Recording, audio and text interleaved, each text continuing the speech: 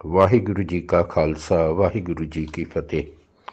ਪਿਛਲੇ 7 ਦਿਨਾਂ ਤੋਂ ਦਾਸ ਆਪ ਜੀ ਦੇ ਨਾਲ ਅਹੰਕਾਰ ਜਾਂ ਹਉਮੈ ਵਿਸ਼ੇ ਦੀ ਵਿਚਾਰ ਸਾਂਝੀ ਕਰ ਰਿਹਾ, ਜਿਹਦੇ ਵਿੱਚ ਕੱਲ੍ਹ ਤੋਂ ਅਸੀਂ ਇੱਕ ਹੋਰ ਬੜਾ ਮਹੱਤਵਪੂਰਨ ਭਾਗ ਸਮਝਣ ਦੀ ਕੋਸ਼ਿਸ਼ ਕਰ ਰਹੇ ਹਾਂ ਕਿ ਜਿਨ੍ਹਾਂ ਨੂੰ ਹਉਮੈ ਰੋਗ ਲੱਗਾ ਹੈ ਉਹਨਾਂ ਦੀ ਕੀ ਹਾਲਤ ਹੁੰਦੀ ਹੈ। ਹਾਲਤ ਹੁੰਦੀ ਮਤਲਬ ਉਹਨਾਂ ਦੀ ਅਵਸਥਾ ਕੀ ਹੁੰਦੀ, ਸਟੇਟ ਆਫ ਮਾਈਂਡ ਕੀ ਹੁੰਦੀ ਹੈ। ਉਹਨਾਂ ਦੇ ਜੀਵਨ ਦੇ ਵਿੱਚ ਕੋਈ ਸੁੱਖ ਹੁੰਦਾ ਹੈ, ਆਰਾਮ ਹੁੰਦਾ ਹੈ, ਸਾਰੀਆਂ ਗੱਲਾਂ ਉਹਦੇ ਵਿੱਚ ਆ ਜਾਂਦੀਆਂ। ਅੱਜ ਦਾ ਪਹਿਲਾ ਪ੍ਰਮਾਣ ਜਿਹੜਾ ਮੈਂ ਆਪ ਜੀ ਨਾਲ ਸਾਂਝਾ ਕਰਨ ਲੱਗਾ, ਬਾਬਾ ਫਰੀਦ ਜੀ ਦਾ ਉਚਾਰਨ ਕੀਤਾ ਹੋਇਆ। ਬਾਬਾ ਫਰੀਦ ਜੀ ਦੇ ਸਲੋਕਾਂ ਵਿੱਚੋਂ 105ਵਾਂ ਸਲੋਕ ਹੈ, ਜਿੱਥੇ ਬਾਬਾ ਫਰੀਦ ਜੀ ਬਖਸ਼ਿਸ਼ ਕਰਦੇ ਸਾਨੂੰ ਸਮਝਾਉਂਦੇ ਨੇ, ਫਰੀਦਾ ਗਰਭ ਜਿੰਨਾ ਵਡਿਆਈਆਂ ਧਨ ਜੋਬਨ ਆਗਾਹ, ਖਾਲੀ ਚੱਲੇ ਧਨੀ ਸਿਉ ਟਿੱਬੇ ਜਿਉ ਮਿਆਂ। ਫਰੀਦਾ ਗਰਭ ਜਿੰਨਾ ਵਡਿਆਈਆਂ, ਜਿਨ੍ਹਾਂ ਨੂੰ ਹੰਕਾਰ ਹੈ, ਗਰਵ ਹੈ, ਹਉਮੈ ਹੈ ਕਿ ਸੰਸਾਰ ਦੇ ਵਿੱਚ ਮੇਰਾ ਬੜਾ ਮਾਣ ਸਤਿਕਾਰ ਹੈ, ਬੜੀ ਇੱਜ਼ਤ ਹੈ ਮੇਰੀ। ਕਿਸੇ ਨੂੰ ਇਹ ਹੰਕਾਰ ਹੈ ਕਿ ਮੇਰੇ ਕੋਲ ਬਹੁਤ ਧਨ ਹੈ, ਬਹੁਤ ਦੌਲਤ ਹੈ। ਕਿਸੇ ਨੂੰ ਆਪਣੀ ਜਵਾਨੀ ਦਾ ਬੜਾ ਮਾਣ ਹੈ। ਮੁੰਡਿਆਂ ਨੂੰ ਆਪਣੀ ਨੌਜਵਾਨੀ ਦਾ ਬੜਾ ਮਾਣ ਹੁੰਦਾ, ਮੈਂ ਬੜਾ ਸਿਹਤ ਵਾਲਾ ਹੈ, ਮੈਂ ਬੜਾ ਕੱਦ ਕਾਠ ਹੈ, ਮੇਰੀ ਸ਼ਕਲ ਬੜੀ ਵਧੀਆ ਲੱਗਦੀ ਹੈ। ਕੁੜੀਆਂ ਨੂੰ ਆਪਣੀ ਖੂਬਸੂਰਤੀ ਦਾ ਮਾਣ ਹੁੰਦਾ, ਆਪਣੀ ਫਿਗਰ ਦਾ ਮਾਣ ਹੁੰਦਾ। ਸਭ ਕੁਝ ਹੀ ਉਹਦੇ ਵਿੱਚ ਆ ਗਿਆ, ਜਦੋਂ ਜੋਬਨ ਆ ਗਿਆ, ਸਭ ਕੁਝ ਆ ਗਿਆ।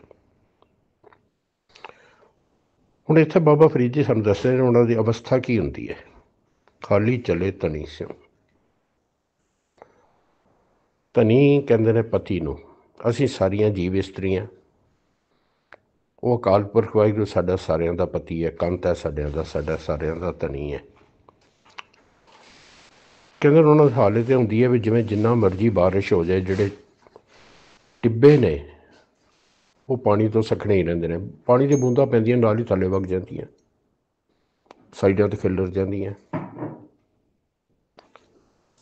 ਬਿਲਕੁਲ ਉਸ ਤਰ੍ਹਾਂ ਹੀ ਉਸ ਅਕਾਲ ਪੁਰਖ ਦੀ ਬਖਸ਼ਿਸ਼ ਤਾਂ ਹਰ ਵੇਲੇ ਹੋ ਰਹੀ ਹੈ, ਲੇਕਿਨ ਕਿਉਂਕਿ ਉਹਨਾਂ ਨੂੰ ਇਹ ਹਉਮੈ ਹੈ, ਉਹ ਉਸ ਅਕਾਲ ਪੁਰਖ ਦੀ ਬਖਸ਼ਿਸ਼ ਤੋਂ ਵਾਂਝੇ ਹੀ ਰਹਿੰਦੇ ਨੇ। ਉਹਦੇ ਨਾਲ ਉਹਨਾਂ ਦਾ ਸੰਬੰਧ ਕਦੀ ਨਹੀਂ ਬਣਦਾ। ਜਿਸ ਮਕਸਦ ਲਈ ਮਨੁੱਖਾ ਦੇਹੀ ਮਿਲੀ ਹੈ, ਉਹ ਮਨੁੱਖਾ ਦੇਹੀ ਦਾ ਮਕਸਦ ਜਿਹੜਾ ਹੈ ਉਹ ਅਜਾਈਂ ਚਲਾ ਜਾਂਦਾ ਹੈ। ਖਾਲੀ ਚੱਲੇ ਧਨੀ ਸਿਉ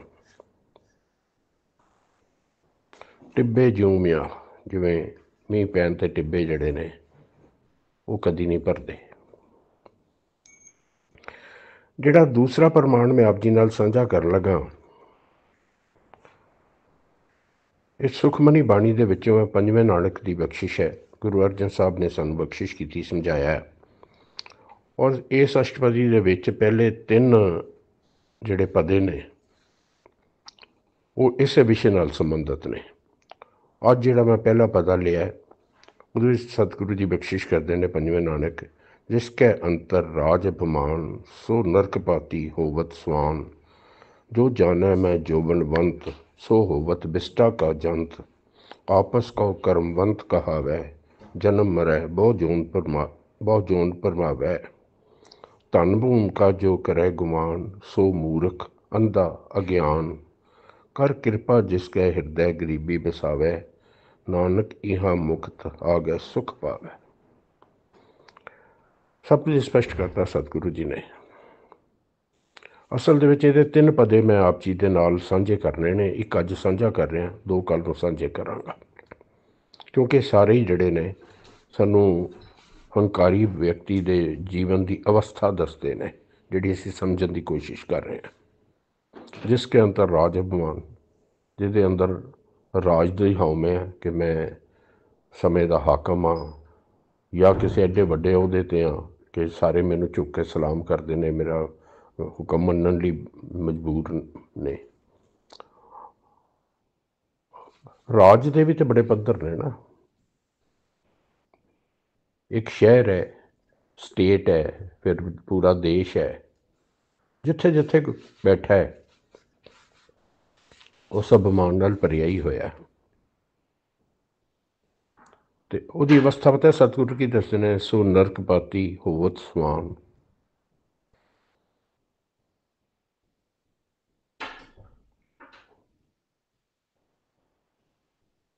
ਉਹ ਕੁੱਤੇ ਵਰਗਾ ਜੀਵਨ ਬਤੀਤ ਕਰ ਰਿਹਾ, ਔਰ ਇਸੇ ਜੀਵਨ 'ਚ ਕੁੱਤੇ ਵਾਲਾ ਜੀਵਨ ਬਤੀਤ ਕਰਨ ਕਰਕੇ ਨਰਕ ਭੋਗ ਰਿਹਾ। ਸੋ ਨਰਕ ਪਾਤੀ ਹੋਵਤ ਸਮਾਨ।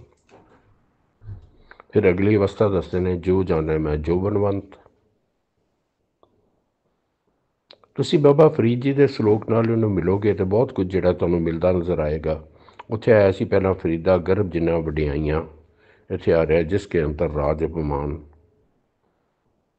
ਉੱਥੇ ਨਾਲ ਆਇਆ ਸੀ ਤਨ ਜੋਬਨ ਆਗਾ। ਇੱਥੇ ਹੁਣ ਦੂਜੀ ਗੱਲ ਆ ਗਈ, ਜੋ ਜਾਣੈ ਮੈਂ ਜੋਬਨਵੰਤ। ਉਹਦੀ ਕੀ ਅਵਸਥਾ ਹੋਏਗੀ ਜੀ? ਸੋ ਹੋਵਤ ਬਿਸਟਾ ਕਾ ਜੰਤ।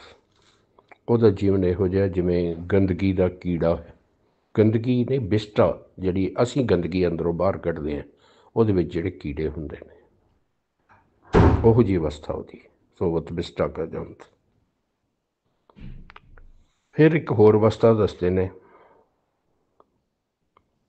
ਆਪਸ ਕੋ ਕਰਮਵੰਤ ਕਹਾਵੈ। ਜੇ ਇਹ ਦੁਨੀਆ ਦੇ ਸਾਹਮਣੇ ਪ੍ਰਗਟ ਕਰੇ ਕਿ ਮੈਂ ਬਹੁਤ ਚੰਗੇ ਕਰਮ ਕਰਦਾ, ਮੇਰੇ ਕਰਮ ਤਾਂ ਬੜੇ ਨਿਰਮਲ ਨੇ, ਪਵਿੱਤਰ ਨੇ, ਮੈਂ ਮਨੁੱਖਤਾ ਦੇ ਭਲੇ ਦੇ ਕਰਮ ਕਰਦਾ, ਜਤਾਵੇ। ਇੱਥੇ ਕਰਨ ਦੀ ਮਨਾ ਨਹੀਂ ਕੀਤੀ ਗਈ, ਕਹਾਵੇ ਦੀ ਮਨਾ ਕੀਤੀ ਗਈ ਹੈ। ਆਪਸ ਕੋ ਕਰਮਵੰਤ ਕਹਾਵੈ। ਅੱਜ ਬਹੁਤਿਆਂ ਦੀ ਅਵਸਥਾ ਹੈ, ਉਹ ਕਰਦੇ ਨਹੀਂ ਜਾਂ ਕਰਦੇ ਘੱਟ ਨੇ ਅਤੇ ਜਤਾਉਣਾ ਬਹੁਤ ਚਾਹੁੰਦੇ ਨੇ, ਸੰਸਾਰ ਨੂੰ ਪਤਾ ਲੱਗੇ ਤਾਂ ਕਿ ਮੇਰੀਆਂ ਵਡਿਆਈਆਂ ਹੋਣ। ਆਪਸ ਕੋ ਕਰਮਵੰਤ ਕਹਾਵੈ।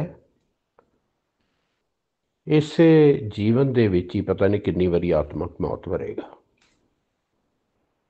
ਜਨਮ ਮਰੈ ਬਹੁ ਜੋਨ ਪਰਮਾਵੈ।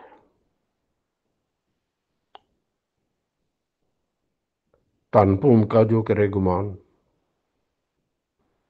ਮੈਂ ਬਹੁਤ ਵੱਡਾ ਜ਼ਮੀਂਦਾਰ ਹਾਂ, ਬਹੁਤ ਜ਼ਮੀਨ ਮੇਰੇ ਕੋਲ 100 ਕਿੱਲੇ ਹੈ, 200 ਕਿੱਲੇ ਹੈ, ਪਤਾ ਨਹੀਂ ਇਸ ਤੋਂ ਵੱਡੀਆਂ ਵੱਡੀਆਂ ਵੱਡੀਆਂ ਸਟੇਟਸ ਲੋਕਾਂ ਨੇ ਬਣਾਈਆਂ ਪਈਆਂ, ਔਰ ਜਿੰਨਾ ਜਿੰਨਾ ਕਿਸੇ ਕੋਲ ਹੈ ਉਸ ਦੇ ਉੱਤੇ ਮਾਣ ਕਰੀ ਜਾਂਦਾ ਹੈ। ਧਨ ਭੂਮਿਕਾ ਜੋ ਕਰੇ ਗੁਮਾਨ, ਉਹਦੀ ਕੀ ਹਾਲਤ ਹੈ?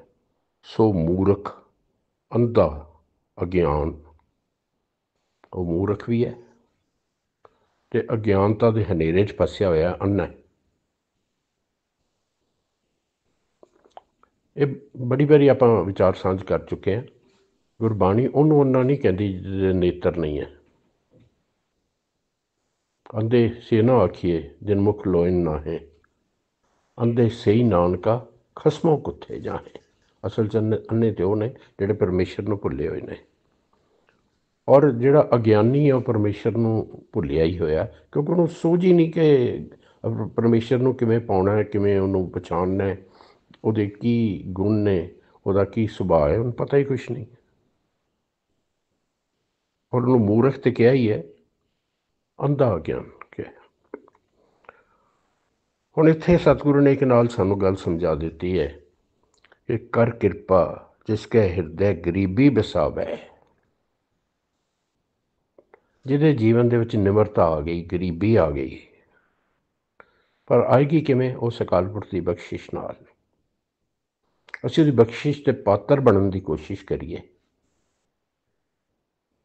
ਅਸੀਂ ਆਪਣੇ ਜੀਵਨ ਨੂੰ ਉਹੋ ਜਿਹਾ ਬਣਾਈਏ ਕਿ ਉਹ ਸਾਡੇ 'ਤੇ ਨਜ਼ਰ ਸਵੱਲੀ ਕਰੇ, ਅਸੀਂ ਉਹਦੇ ਹੱਕਦਾਰ ਬਣੀਏ। ਅਤੇ ਜੇ ਹੱਕਦਾਰ ਬਣ ਗਏ, ਜਿਹਦੇ ਹਿਰਦੇ 'ਚ ਉਹਨੇ ਗਰੀਬੀ ਵਸਾਤੀ, ਨਾਨਕ ਇਹਾਂ ਮੁਕਤ, ਇਸ ਜਨਮ 'ਚ ਮੁਕਤ ਹੈ ਅਤੇ ਆਗੇ ਸੁਖ ਪਾਵੇ। ਐਸੀ ਅਵਸਥਾ ਸਤਿਗੁਰੂ ਬਿਆਨ ਕਰਦੇ ਨੇ ਜਿਹੜੇ ਅਹੰਕਾਰ ਦੇ ਵਿੱਚ ਗਲਤਾਨ ਹੋਏ ਨੇ, ਜਿਨ੍ਹਾਂ ਨੂੰ ਹਉਮੈ ਦਾ ਰੋਗ ਲੱਗਾ ਹੋਇਆ। ਮੈਂ ਬੇਨਤੀ ਕੀਤੀ ਸੀ ਕੱਲ੍ਹ ਕਿ ਇਸ ਭਾਗ ਨੂੰ ਅਸੀਂ ਬੜੀ ਗਹਿਰਾਈ 'ਚ ਵਿਚਾਰਾਂਗੇ।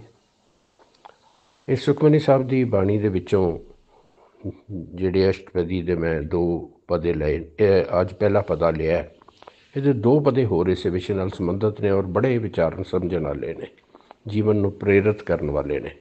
ਉਹਨਾਂ ਦੀ ਵਿਚਾਰ ਮੈਂ ਆਪ ਜੀ ਨਾਲ ਕੱਲ੍ਹ ਸਾਂਝੀ ਕਰਾਂਗਾ। ਅੱਜ ਬਸ ਇਤਨਾ ਇੱਕ ਬਚਨ ਪ੍ਰਵਾਨ ਕਰਨਾ। ਹੋਈਆਂ ਭੁੱਲਾਂ ਵਾਸਤੇ ਖਿਮਾ ਬਖਸ਼ ਦੇਣਾ ਜੀ। ਵਾਹਿਗੁਰੂ ਜੀ ਕਾ ਖਾਲਸਾ, ਵਾਹਿਗੁਰੂ ਜੀ ਕੀ ਫਤਿਹ।